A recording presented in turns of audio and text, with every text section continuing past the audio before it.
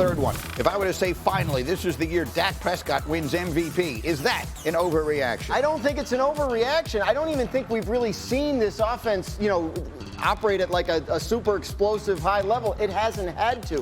What we have seen is it looks like Mike McCarthy's doing a good job calling the plays. It looks like he and Dak Prescott are aligned. Looks like this experiment of throwing Kellen Moore overboard and taking on the responsibility himself, so far seems like it's working for Mike McCarthy. And if it continues and they win games, you know their quarterback is going to be in the MVP conversation. Well, and you know it's working if Ryan Clark is willing to come on, get up, and say what he said yesterday, speaking directly to Mike McCarthy.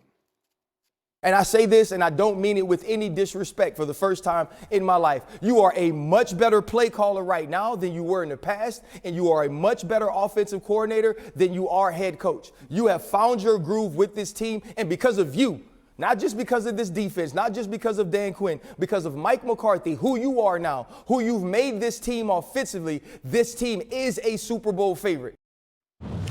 Super Bowl favorite. A little bit of a backhanded compliment, right? You're a better offensive coordinator than a head coach. It came out that way. A little bit. Yeah. I was sitting right next to him, and we talked about it in the meeting.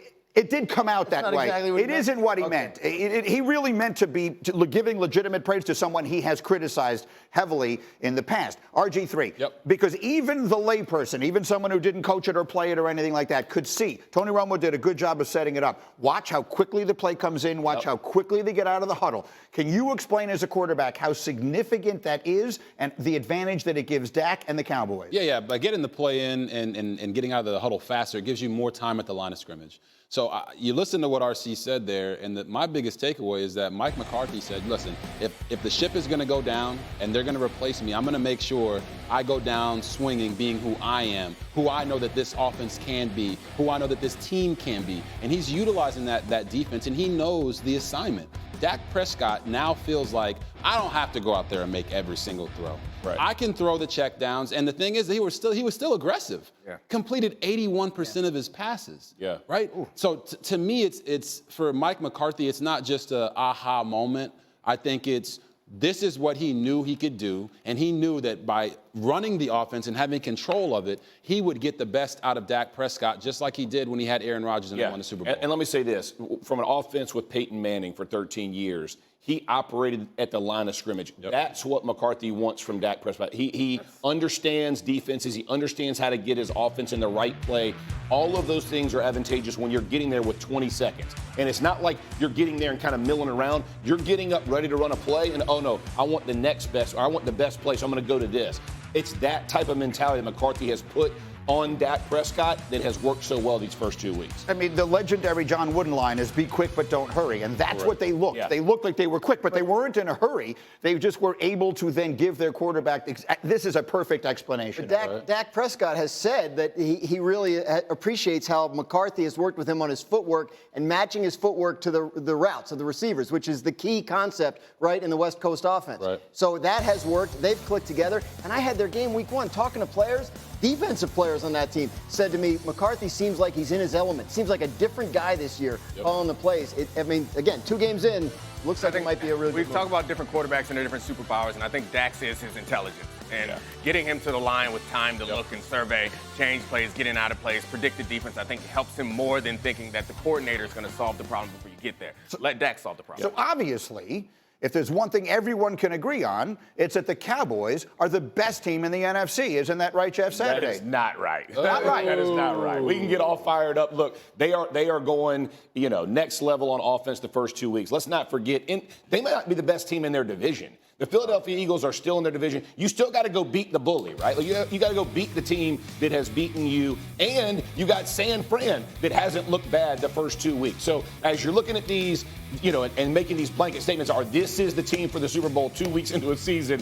Let's make sure we pump the brakes. All we got is 2 weeks. There you go. All we got is 2 weeks, and they won 70-10. Okay. In 2 weeks. It's pretty good. Yeah, It is. They have as many. One game they played Zach Wilson after 4 days. days, He's and he wasn't. Your player who's on your He's in schedule. the NFL, and they destroyed him. Are you serious? 70-10. Did you just use the he's in the NFL? Okay. Is the Jets defense good? Yes. What they do to them? Yeah, Okay, I agree with they that. have as many sacks as points as they have given up. So Yeah. right now, we'll see. Next week, we ain't at next week. Yeah. Right now, you pick somebody who's There you playing go. the best in football. It is the Dallas Cowboys. Yeah, right now is the clarifier. That is the thing that determines it. And what you've seen from the Cowboys putting a 40 burger on the Giants. To 0. And then going out and dismantling the Jets. They have looked better than the Eagles Y'all now. must not have listened to the question. The question was, did it put the D in the Super Bowl? Whatever that thing was. Right. I don't know where they put the D. The question I don't know was where in they put the Super D. Bowl. But I Nothing know from what else. I've seen That's the what first I'm 2 doing. weeks. We're making blanket statements on the Super Bowl. I'm going 49ers and Eagles right Well, now. he's basing kind that of off right. last year. He's kind of right. I'm 100% right. But here's the point. Kinda.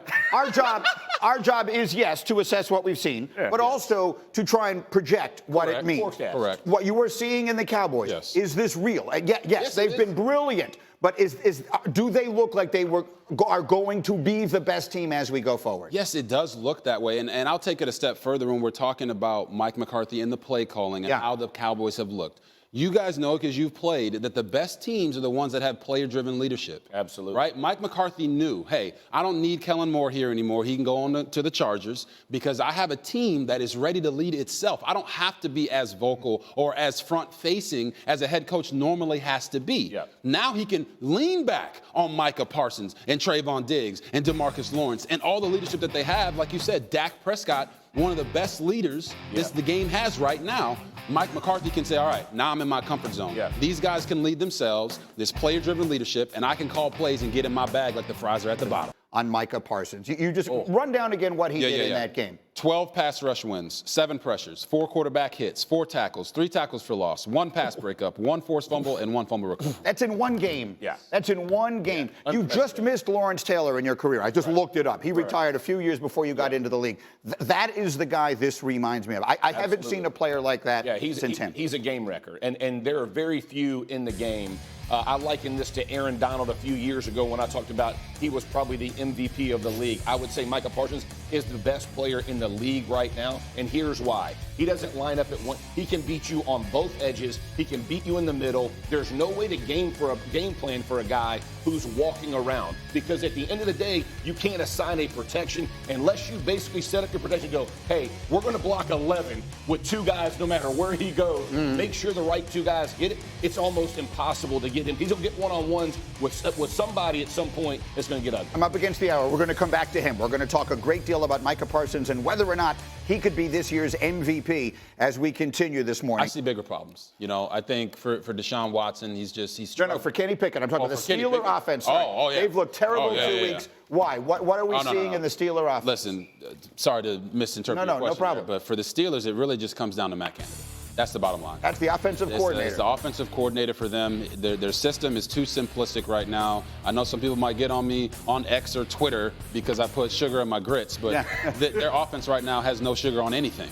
Right? It's very bland. It's chicken without flavor. They need to give Kenny Pickett more pure progression reads from the quarterback spot. It's going to allow him to diagnose the coverages a lot easier. And when you have a young quarterback and you feel like he's struggling to see some things because he has missed some throws and missed some reads, give him pure progressions, run the football. And I know we've talked about it in the previous hour that their offensive line has really not been a strength of their team either. But you have to take pressure off of your quarterback. The defense scored more points than the offense did in this past game. Can you give, just in English, for people who don't know what it means, what does a pure progressions mean? What are you saying they need to do in simple terms? Simple terms, if they're giving him half-field reads. Most half-field reads on a football field, if you got cover 2, you work the right. If you got cover 1, you work the left. When you get a pure progression read, it allows you to start left to right or right to left in your progression. Now you can get to 1, 2, 3, 4 in your progression a lot easier than having to cut the field in half. And when the defense changed the picture on you and they change coverages like Foxy's so used to doing,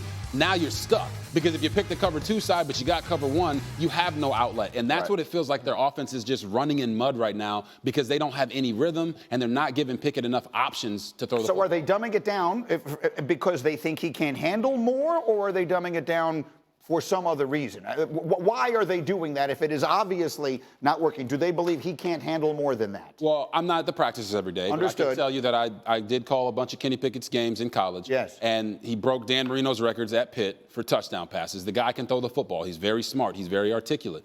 It's about the offensive coordinator and his mindset towards the player. Different coordinators have different ways they like to run things. Yeah. But those half-field reads, they really handicap your QB, especially when you have a dynamic receiving core like the Steelers do. They have great receivers and a great tight end. They have to open that up a lot more. And at the end of the day, for Kenny Pickett and them, it's not good enough. Yeah. Is their offense good enough to make them a legitimate contender in a jam-packed AFC? Absolutely not. And to RG3's point, man, it's not just about Pickett.